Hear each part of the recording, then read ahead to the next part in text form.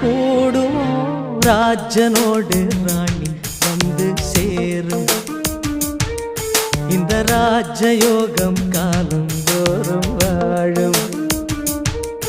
இது மன்மத சாம்ராஜ்யம், புது மங்கள சௌபாகியம். ஒருபோதும் குறையாது, தினம் கூடும் கூடும் ஆனந்தம். ராஜனோடு ராணி வந்து சேரும். இந்த ராஜயோகம்